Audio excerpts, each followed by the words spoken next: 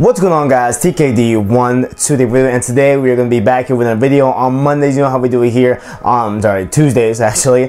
We go over some news, revolving the music industry. So let's get right into it. Starting off here, we have Aubrey Graham, aka Drake, More Life hit, maker, hit beat, whatever you want to call him. The mogul. That is Drake, and he, in the past has been involved in a lot of NBA sports. Like a lot of basketball. You feel, he reps Raptors and stuff like that. And he likes Golden State, whatever.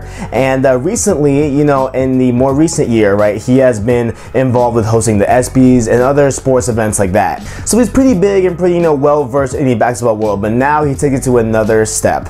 On Monday, June 26th, Drake will be hosting the first ever NBA Awards. Yes, the NBA is getting its own exclusive award, and he officially unveiled it a couple days ago with a cool little video that shows his OVO logo, plus the NBA, plus I think New York, or like the Empire State Building, whatever city it was. But he will be officially, hosting and, really kind of doing the first annual NBA Awards. And they'll be handing out awards such as Rookie of the Year, Coach of the Year, and of course, the Most Valuable Players. So definitely reps up. I'll be definitely tuning in, and we'll definitely watching my boy Drizzy, headlining the first ever NBA Awards. So, reps up. Second up here, we have a new artist here that is pretty, been blowing up a little bit. I haven't, gave my attention to him, at all really, but I feel like I will at this point, because we are talking about Playboi Carti, and he has officially, announced and, pretty much put out his debut mixtape that is self-titled. Right now, it is on Apple Music and stuff like that, and other streaming services, and it's been getting pretty good reception as of late, so definitely look out for a review. This is definitely going to be added to the list of things that I'm not going to pay a lot of attention to. Maybe I won't get to right now, but if we have a little bit of a drought,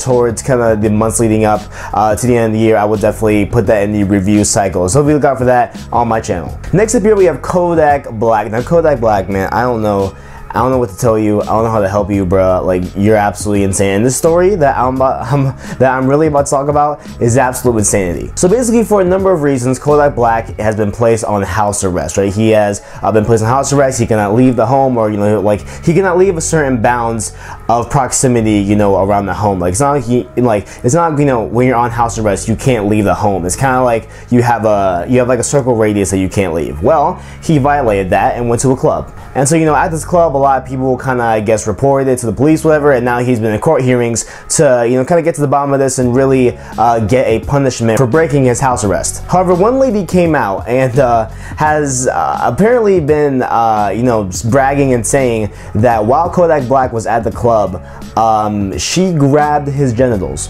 and she bragged about it to multiple people that have testified against her. She bragged to one of Kodak Black's security guards, she bragged to co-workers, she bragged to her manager, stuff like that. And this woman in question right now has been denying all these accusations, saying that no, I didn't do it, but when you have the 5 people saying that you didn't, man, like, how are you gonna, how do you combat that? Like, it's not like they all cooperated against this one lady. Like, there has to be some, truth to this. And the court hearings have been going on, and the final one is set for May, and he has officially, as of today, been convicted of 5 counts of violating his house arrest. So Kodak Black, you may see jail time again, bro.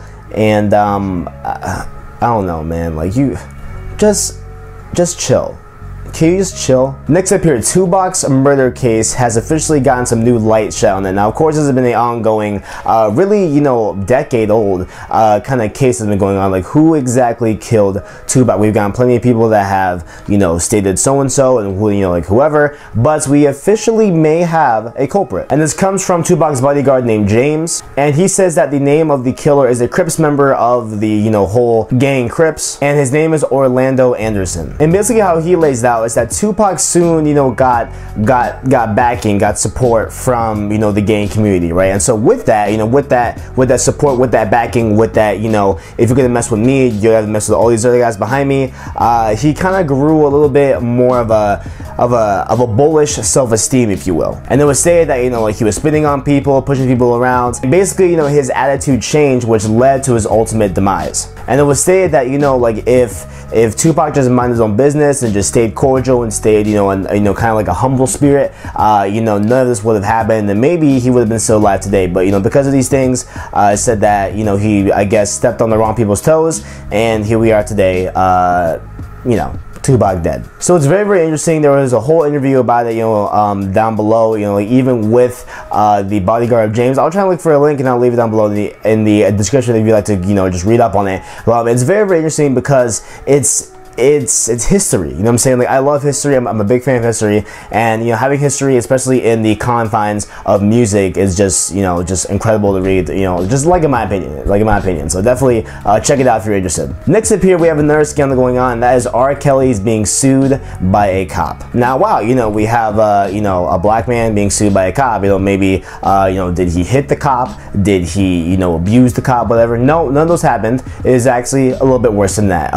R. Kelly had an affair with the cop's wife, and the lengths they went to keep this affair going is absolutely absurd, man. So whenever R. Kelly would have a concert around their state, she would leave for multiple days on end, you know, just to go to the concert. But you know, they was doing something else, maybe after the concert or backstage. There are even reports in the official, you know, actual suing process of it, that R. Kelly even gave her chlamydia. This man gave another husband's, a cop's wife chlamydia, bro. And not only on top of that, the wife even convinced the husband to move to Atlanta for what she says, you know, would, you know, further his career, grow his career, maybe get a better, I guess, portfolio or whatever. But it was actually what he thinks, to move closer to R. Kelly, to actually be closer to the affair and be able to keep up the affair in a more efficient manner, I suppose. So, you know, just whenever R. Kelly's on tour, and they're around the city, you know, she goes to him. Instead, they'll be within, you know, miles apart. And this is absolutely crazy, man. Like, the cop is suing R. Kelly for damages, you know, done to the relationship, done to the marriage, and is looking for an undisclosed amount of money. And I say, yo, man, get your money, bro. R. Kelly is crazy. I love his music, but he's absolutely insane. He must be stopped at some degree. So, reps up to the cop, man. Get your money. Let's talk about the conception of rap, right? Now, you know, if you were to ask any person on the street, you know, what genre of music talks the most about,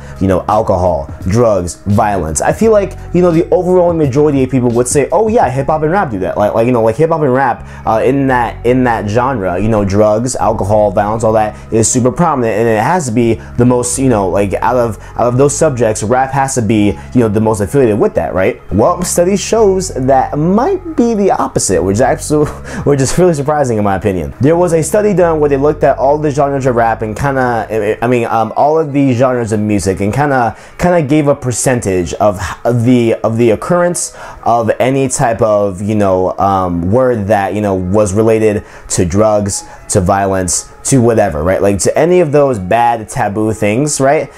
They were kind of given a percentage per genre. And who's at the top of the list? Country. Country is the top of the list. You know what, man? I want to show this to everybody, bro. Like, listen, so many people talk so much trash about the negative effects of rap, man. But listen, man, like we see right here, bro. Country is the worst. Country is the worst. Country has an occurrence average of 1.6%, as opposed to rap having the least amount of all the genres at 1.3%. You know what I'm saying? Just being behind folk music. So this is a definite W, I guess, for the rap community, hip hop community, man. We are not as bad as you all make us out to be. DJ Khaled is back at it again, and this time, you know, of course, he has his Grateful album in the works, you know, definitely curating them, getting the vocals from various amounts of artists, whatever. But he has come up here on a Snapchat that's a little bit telling and pretty interesting. One of his latest Snapchats this week was a Snapchat with none other than Stan Lee and Tom Holland, right? Stan Lee, of course, the writer of many different characters and different IPs in the Marvel universe, you know what I'm saying? But, you know, like a bunch of different superheroes and stuff like that.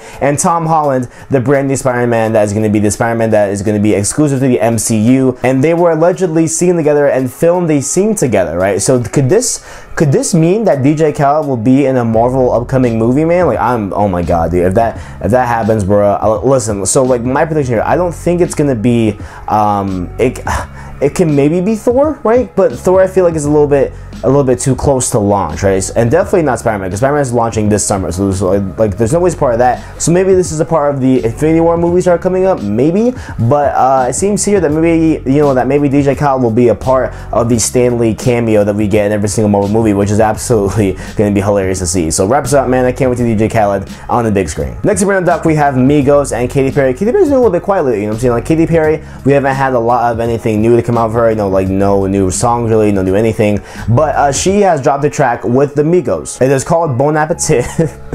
It's a great name, Bon Appetit, right? And so, you know, there really hasn't been any negative outlash against the song. Like, I feel like it's been getting pretty positive reviews, stuff like that, pretty positive reception. However, where the negative attitudes come at is the actual artwork for the song. So it features Katy Perry's head on a platter of some sort, and it has the Migos, you know, all three of their hands reaching in and trying to get, I guess, a piece of her face, whatever, stuff like that. And so a lot of people are, you know, kind of in a big outrage over this artwork, you know, over, like, I guess Katy Perry being compared to some sort of food on a platter or stuff like that. I didn't see it that way. I just thought it was like kind of like a funny artwork, I'm saying. But you know how Twitter guys, man, like, you know, they get a little sensitive with things like this, right? And, you know, it's, you know, neither here or there. It's rightfully done, you know, within their confines of what they're allowed to criticize, whatever. But you know, that was just a little thing I saw. You know, that's pretty interesting. I want to know you guys' opinion as well. Does this artwork offend you at all? Does this artwork, like, is it demeaning? Is it, like, I can definitely see how it's demeaning, but, you know, but like, does it personally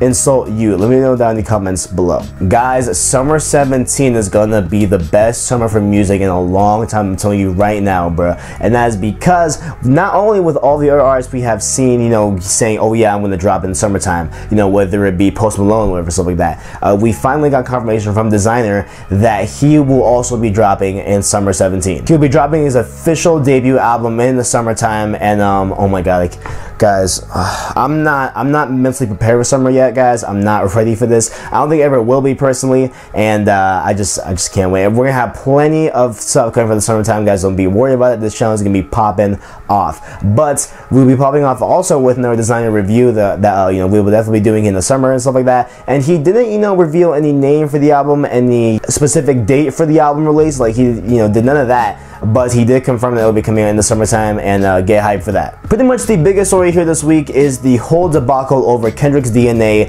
and the theory and notion of he actually stole the DNA type of ad-lib, if you will. So in the song DNA, track 2 on Damn, he has the, you know, the very famous, very repeatable I got line, where it's like, I got loyalty, you know, say like all that stuff like that, right? And so, you know, there has been a young artist on SoundCloud that has came out and said, hey, Kendrick Lamar stole my beat. He stole my flow. And of course, this is, you know, again, reminiscent of the whole XXS Tenace, or whatever the hell his name is, and Drake as well, you know, with all those reports of Drake stealing his stuff. But here, you know, if you look at the track side by side, like, if you look at this artist on SoundCloud, his name is Desiign, Dezign, something like that. And you know, if you look at his track, which is called I Got, funny how it's called I Got, but you know, when you listen to both of them, they do have a very, very striking resemblance. Like, I feel he has a case here. Like, I feel he definitely has a right to say, hey man, like, Kendrick might have stole my song. Like, it definitely does. You know, it's very, very close. If you guys listen to it back to back,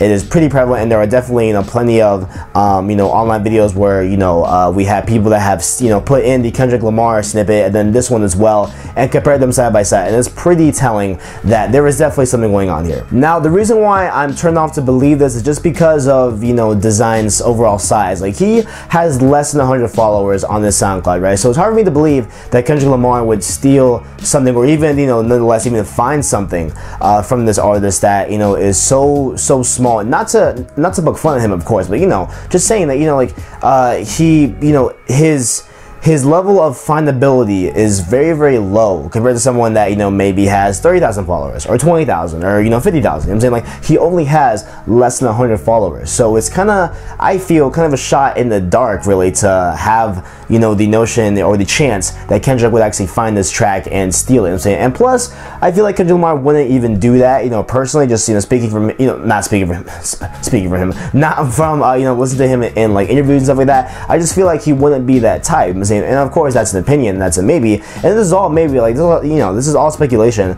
but there is a chance that Kendrick Lamar could have bit this guy's flow. Listen to both tracks, guys. Let me know what you guys think down below. Do you guys think that Kendrick Lamar actually did steal this from Desiign? Let me know in the comments below. say your name so, Lil Wayne. Now, he was on tour a few days ago for the Closer to You tour, and like, I guess he's doing that, you know, somewhere in some city. I don't know exactly where it is. However, you know, at the end of a set during a show, he officially said some things that they could be up in the air, man. Like he has said this so many times in the past.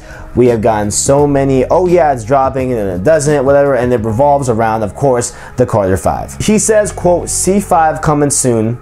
Fuck Cash Money, it's ROC. Now, you know, one of the most polarizing things here is that he says it's ROC. Of course, that is leading, you know, and pretty much alluding to ROC Nation, you know, where he said last week, I believe, that he was officially affiliated with them at some point, that he's officially a part of the team at this point. So could him partnering with ROC Nation, could that be the infancy and the reason why we get Carter 5? I'm hoping that's the case. I'm hoping that is what's going on here. We don't know. He says it's coming soon, but man, like, so many people have said coming soon, and by coming soon, they meant like 9 months from now. So like, we still have no idea when this is coming out. We still have no clue at all. But I mean, if it's something to do with ROC Nation, like maybe we should be attention to it. Like maybe there's a chance. Who knows, guys? Who knows? And the last thing I want to talk about here today, guys, I know it's a long episode, but the last thing I want to talk about here is Eminem is suing a New Zealand courthouse. Now, why would you think this? Well, the courthouse has been using advertising,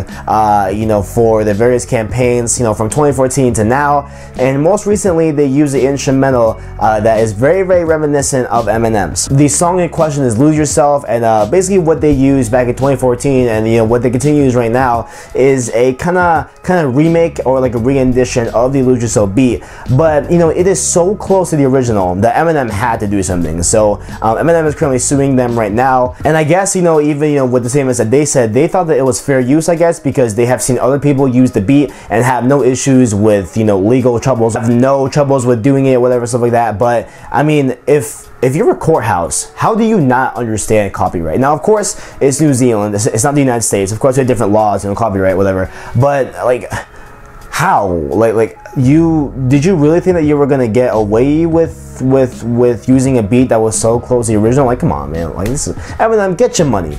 And on that note, that's all I got for today. If you enjoyed, make sure to leave a like, subscribe, and a share down below. I appreciate all the things you give me. Thanks for watching, and as always, I got you.